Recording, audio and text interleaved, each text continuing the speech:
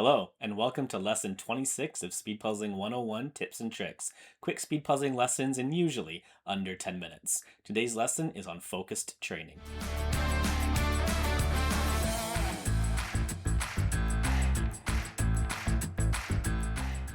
Alright, I am back after a bit of a break in this series. These should be more regular now. They are the shortest videos currently on my channel, but they do take the longest to make for some reason. I just haven't really been focused on this. Which brings me to today's lesson, focused training. For today's lesson, you want a puzzle that you have done before, probably one that has quite a bit going on in it, but not super chaotic. Something that can be broken down into clear sections. You don't want to have something like a cute kawaii chaos where there's a lot going on. It's just a bunch of very, very small sections. The examples I'll have in this video all use the same puzzle, which is Glorious Garden Center. That's kind of what we're looking at here. You want to be able to sort things into sections, but you also want to be able to pick and place, and I'll go through those examples in a minute. With the 2026 World Championships in Spain coming up very soon, I am in full training mode doing multiple puzzles in a day, but not every time I do a puzzle am I focusing purely on speed. I am trying to work on building other aspects of skills that may take a little bit longer when I'm focusing on that skill by itself, with the ultimate goal of it helping improve my overall speed puzzling ability when I am in a competition. So in the lead up, in some of the puzzles that I am doing, yes, I've done these puzzles before. You don't know what's going to show up at a competition, so maybe it's one of the ones that I am practicing that I've done a few times. But you're going to hear from some of the top puzzlers in the world if you ask them what their training looks like, and they do focused training. They have a specific skill that they may be focusing on or practicing when they're putting a puzzle together, even if they're sacrificing overall time in that specific training session. So essentially, you're going to pick a puzzle that you've done before, and you're going to assemble it focusing on a very specific skill. In this particular video, I'm going to go through 3 examples of skills. In future videos, I may cover more, but these are supposed to be short, so I'm only going to get time to do 3 specific skills this time. And again, what is important to remember here is that I am not focusing purely on speed. I still want to be going as fast as I can while practicing these skills, but if my time is slower, that is okay. As I mentioned, I'll be using the same puzzle in all 3 examples for this video, Glorious Garden Center, and in each of the examples, I'll be starting after I have already put the board together and flipped over the remaining pieces. The 3 skills I'll be focusing on in order will be sorting, precision, and order. In this first example, I'm going to be focusing on the sorting. So the border is already done and all the pieces are flipped over. I'm going to be sorting every piece before I assemble anything else into piles. I'm going to be focusing on the larger sections first, such as the large section of purple and pink flowers, the large section of yellow flowers, the sky in the background, the dirt on the bottom of the puzzle, the sign on the right-hand side, and so on. There are lots of small sections. You'll see the piles get smaller and smaller as I work my way through. Now, you can refer to this as a full sort. However, a full sort usually takes place right at the very beginning, and you're doing it piece by piece. This, I am looking at everything at once, trying to work on my observation skills by looking at all 414 pieces. I'm trying to get them into smaller, manageable piles. This is going to eat up a lot of time at the start, but the more accurate my small piles are, the faster I'll be able to put them together later. And the more accurate I am, the less pieces I will need to look at as I make my way through. Talking to some of the fastest puzzlers in the world, their sorting skills are unbelievable. And you can start to see the benefits in this assembly where I'm just doing this pile by pile. I'm not having to look through anything else. Very, very few pieces are being put off to the side as wrong. There may be cases where the piece goes into the wrong pile, but overall you're getting the vast majority of the pieces in the right spot. Usually this puzzle may take me a bit longer, but I'm almost done as we approach the 40-minute mark because I'm using these small little piles that have already been assembled. I don't need to keep searching elsewhere. Now, yes, I've done this puzzle a few times. However, once I get used to practicing these sorting abilities, it should translate to other puzzles. So try to pick a puzzle that has a lot of various sections that you can sort. Busier puzzles that are clearly split into different sections, try sorting after you've flipped all the pieces. The second example is looking at precision. This means that each piece that I pick up, I want to get it as close to the right spot as possible and have it connect to something I've already built most of the time. This is similar to a pick and place method, but the difference is that I'm trying to connect a piece each time instead of randomly putting pieces where they will likely go.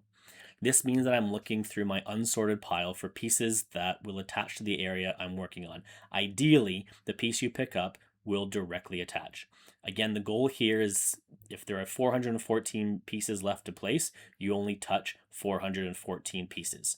I'm not including the border in these examples, but you can try that if you like. This will take a lot longer because you are looking for very specific pieces each time. The number of options you have is very limited. However, you can see the puzzle growing slowly as I make my way through this piece by piece. Now I am keeping track of how many mistakes that I made. Overall, in this assembly, I touched 5 or 6 pieces that were not the correct piece that I picked up. So overall, out of 414 options, this went very well. However, this is incredibly difficult to have a fast time on when you are doing it in this method. But what you are trying to work on here, again, is looking through and observing the 1414 pieces that are on the table and finding that exact piece that you want. Now, this isn't ideal in most situations.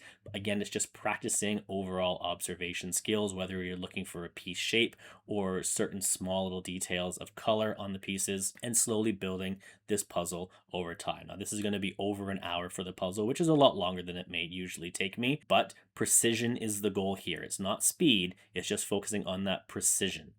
So overall, went pretty well. And then finally, the purpose of example 3 is to work on this in a specific order that maybe I'm not used to, but I'm building on section by section. So I'm going to assemble this as I would normally. I would pick a section to start off with. In this case, I started with the pink purple flowers at the top, which is traditionally the toughest part of the puzzle for me, but now it's done and out of the way. From then, I'm going to move on to a section that has to attach to what I've already built. So I can't go for an easier section at the bottom, say where the brown dirt is and the blue bags.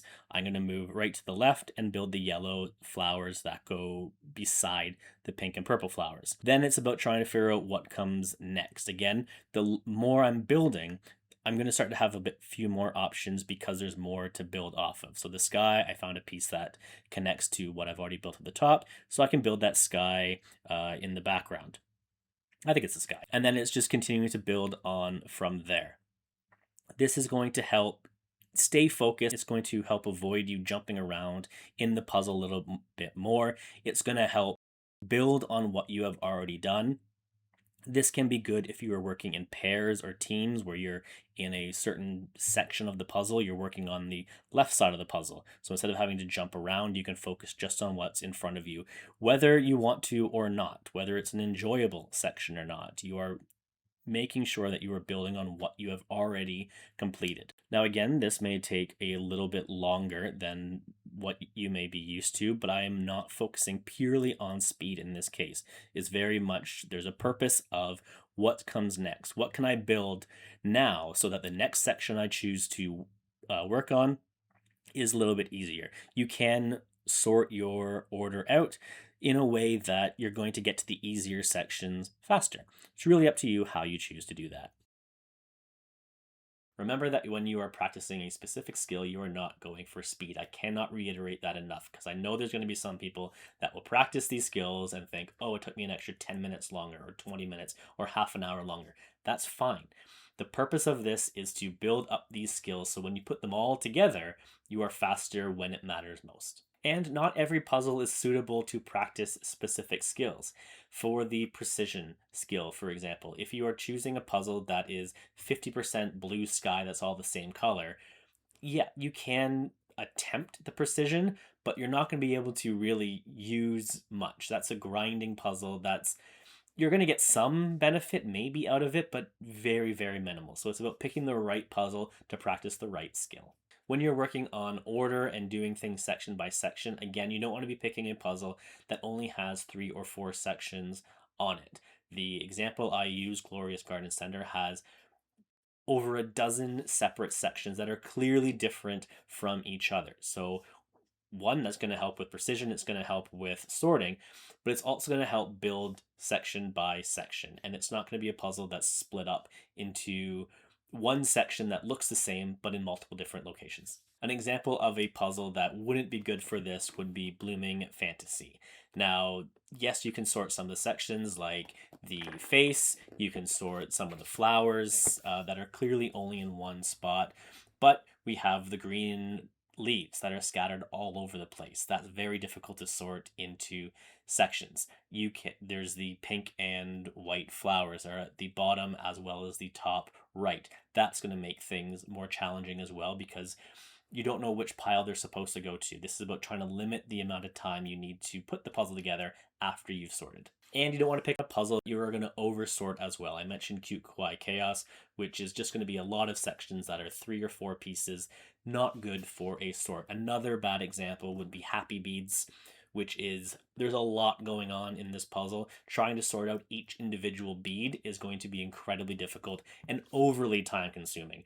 Yes, I did mention the goal is not necessary to focus on speed, but there's just so much to sort when it comes to that. If you can think of different ways to sort and be a bit more accurate, maybe try it. Again, certain puzzles are good for certain skills. You could try precision with Happy Beads. It may take a long time, but that may be something you work on instead of sorting. And that is it for this lesson. Let me know in the comments what skills you try to focus on if you're doing very focused training, or what you'd like to see in future videos around the same topic. Make sure to click subscribe so you stay up to date with everything that is happening on this channel. This is the lead up to the World Championships 2026, so that will be a little bit of a focus over the next month and a bit. But new lessons will continue to be released as regularly as possible. So again, make sure to click subscribe. Class dismissed, and as always, happy puzzling. Bye.